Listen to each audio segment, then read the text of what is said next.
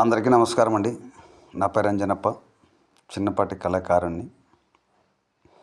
నేను ఈ మధ్యనే గ్రూప్లో ఒక మెసేజ్ చదివాను. సోషల్ మీడియా ద్వారాతో ఈరోజు ప్రేక్షకులు నాటకాన్ని చూసేదానికి రాలేదు అని ఒక మెసేజ్ చదివాను నేను. ఎలా సార్ అలా మాట్లాడితే? సోషల్ మీడియా అనేది చాలా ముఖ్యం సార్. ఎంతోమంది కళాకారులు, టాలెంట్ ఉండేవాళ్ళు, మరుగున పడినటువంటి వాళ్ళతో సోషల్ మీడియా ద్వారాతో ప్రపంచానికి తెలియజేస్తున్నట్టు సోషల్ మీడియా పైన మనం మాట్లాడడం అనేది నా ఒపీనియన్ అయితే కరెక్ట్ కాదు సార్. అంతేకాకుండా ఇప్పుడు హార్మోనిస్ట్ గురువులతో కూడా తప్పులు పడుతున్నారు.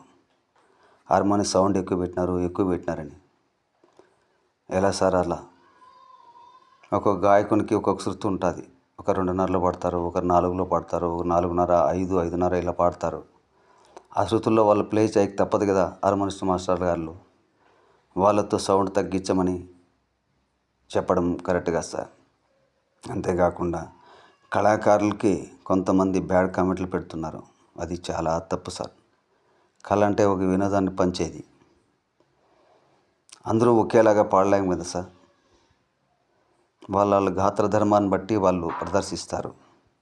ఎంతో ఆతృతతో ప్రేక్షకుల ముందర మేము పాడాలని చెప్పి ఎంతో కాయస్తో వస్తారు. వాళ్ళ గాత్ర ధర్మాన్ని బట్టి వాళ్ళు పాడింటారు.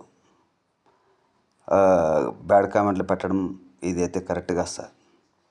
అందరూ ఒకేలాగా ఉంటాం కదా.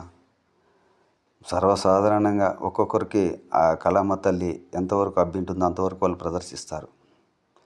నాటకాలు పడిపోయేదానికి కారణము పూర్వకాలాల్లో వీధి నాటకాలు ద్రౌపది ఉత్సరాభరణం, విరాటపరము, హరికథ, సూక్ష్మ రామాయణము, చెంచు నాటకం ఇలాంటివి ఉండేటివి.